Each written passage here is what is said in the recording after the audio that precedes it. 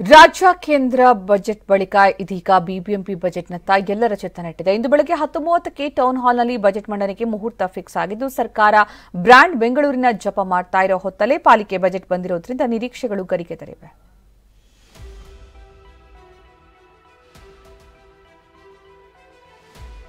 ಇಂದು BBMP budget brand ಬೆಂಗಳೂರಿಗೆ ಒತ್ತು. ಅಧಿಕಾರಿಗಳಿಂದ 12,000 ಕೋಟಿಯ ಆಯವ್ಯಯ ಮಂಡನೆ. ರಾಜಧಾನಿ ಬೆಂಗಳೂರಿನ ಅಭಿವೃದ್ಧಿ ಚಟುವಟಿಕೆಗಳಿಗೆ ಮೀಸಲಿರುವ ಬಿಬಿಎಂಪಿ ಬಜೆಟ್ಗೆ ಮುಹೂರ್ತ ನಿಗದಿಯಾಗಿತ್ತು. ಬೆಂಗಳೂರು ಮಹಾನಗರ ಉಸ್ತುವಾರಿಯಾಗಿರೋ ಡಿಸಿಎಂ ಡಿಕೆ ಶಿವಕುಮಾರ್ ಅವರು ಬಜೆಟ್ಗೆ ಒಪ್ಪಿಗೆ ಸೂಚಿಸಿದ್ದಾರೆ. 2024-25ನೇ ಸಾಲಿನ ಬಜೆಟ್ ಮಂಡಿಸಲು ಬಿಬಿಎಂಪಿ ಸಿದ್ಧತೆ ಮಾಡಿಕೊಂಡಿದೆ.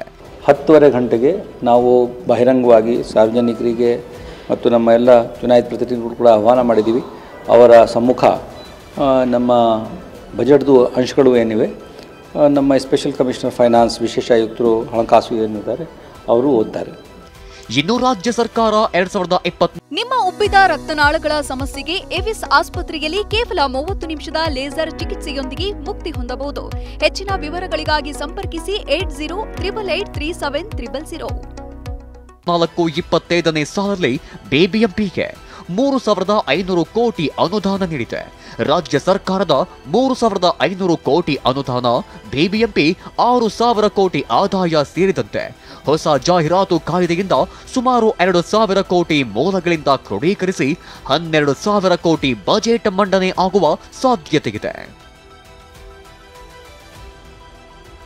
ಸದ್ಯ ಡಿಸಿಎಂ ಡಿಕೆ ಶಿವಕುಮಾರ್ ಕನಸಿನ ಬ್ರ್ಯಾಂಡ್ ಬೆಂಗಳೂರಿನ ಪರಿಕಲ್ಪನೆಗೆ ಜೀವ ನೀಡುವ ಹಿನ್ನೆಲೆ ಪಾಲಿಕೆ ಬಜೆಟ್ ಮೇಲೆ ಸಾಕಷ್ಟು ನಿರೀಕ್ಷೆ ಹೆಚ್ಚಾಗಿದೆ. ಈ ಬಾರಿ ಪಾಲಿಕೆ ಬಜೆಟ್ ಮೇಲೆ ಏನೆಲ್ಲ ನಿರೀಕ್ಷೆ ಇದೆ ಅನ್ನೋದನ್ನ ನೋಡೋದಾದ್ರೆ, ಇಂದಿರಾ ಕ್ಯಾಂಟೀನ್ಗೆ 200 ಕೋಟಿ ಅನುದಾನ, ವಸತಿ ಯೋಜನೆ ಅಡಿಯಲ್ಲಿ ಮಹಿಳೆಯರಿಗೆ ಹಾಸ್ಟೆಲ್ ನಿರ್ಮಾಣ, ಪ್ರತಿ ವಿಧಾನಸಭಾ ಕ್ಷೇತ್ರಕ್ಕೂ ಪಾಲಿಕೆಯಿಂದ 2 ಆಂಬ್ಯುಲೆನ್ಸ್ ನೀಡುವ ಸಾಧ್ಯತೆಯಿದೆ. ಇನ್ನು ಬಿ ಖಾತೆಯ ಆಸ್ತಿಗಳಿಗೆ ಈ ಖಾತೆ ಹಂಚಿಕೆಯ ಕ್ರಮ, ಪ್ರವಾಹ ತಡೆಗೆ ಒಳಚರಂಡಿ ಅಭಿವೃದ್ಧಿಗಾಗಿ ಅನುದಾನ, ಕೆರೆಗಳಿಗೆ ತಡೆಗೇಟ್, ಹೈಡೆನ್ ಸಿಟಿ ಕಾರಿಡಾರ್ ಅಭಿವೃದ್ಧಿಗೆ ಅನುದಾನ ನೀಡುವ ನಿರೀಕ್ಷೆಯಿದೆ. ಪ್ರಮುಖ 74 ಜಂಕ್ಷನ್ ಅಭಿವೃದ್ಧಿ, ಟಿನ್ ಫ್ಯಾಕ್ಟರಿಯಿಂದ ಮೇಡಹಳ್ಳಿವರೆಗೆ 5 ಕಿಲೋಮೀಟರ್ ಎಲಿವೇಟೆಡ್ ರಸ್ತೆ ನಿರ್ಮಾಣ, 110 ಗ್ರಾಮಗಳಲ್ಲಿ ದುಸ್ಥಿತಿಯಲ್ಲಿರುವ ರಸ್ತೆಗಳ ಪುನರ್ ನಿರ್ಮಾಣ ಮಾಡುವ ಯೋಜನೆ ಘೋಷಿಸುವ ಸಾಧ್ಯತೆಯಿದೆ. ಪ್ರತಿ ವಾರ್ಡ್ಗೂ ಕುಡಿಯುವ ನೀರಿಗೆ ಹೆಚ್ಚಿನ ಅನುದಾನ, ಪಾಲಿಕೆ ವ್ಯಾಪ್ತಿಯ ಹೊಸ 110 ಹಳ್ಳಿಗಳಿಗೆ ಕಾವೇರಿ ನೀರು ಸರಬರಾಜಿಗೆ ಹೆಚ್ಚಿನ ಒತ್ತು, ಕೆಂಪೇಗೌಡ ಜಯಂತಿ, ಕರಗ ಮಹೋತ್ಸವ, ಅಂಬೇಡ್ಕರ್ ಜಯಂತಿಗೆ ಕೋಟಿ ಅನುದಾನ ಮೀಸಲಿಡೋ ಸಾಧ್ಯತೆಯಿದೆ.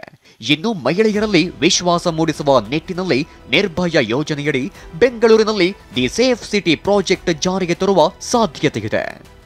ಜನಪ್ರತಿನಿಧಿಗಳಲ್ಲದೆ 4ನೇ ಬಾರಿ ಪಾಲಿಕೆಯ ಆಡಳಿತಾಧಿಕಾರಿ ನೇತೃತ್ವದಲ್ಲಿ ಇಂದು ಬಜೆಟ್ ಮಂಡನೆಯಾಗ್ತಿದೆ. ಪಾಲಿಕೆ ಬಜೆಟ್ನಲ್ಲಿ ಬೆಂಗಳೂರಿಗೆ ಏನೆಲ್ಲಾ ಸಿಗಲಿದೆ ಅನ್ನೋದನ್ನ ಕಾದು ನೋಡಬೇಕಾಗಿದೆ. ಶಾಂತಮೂರ್ತಿ, ಟಿವಿ9 ಬೆಂಗಳೂರು.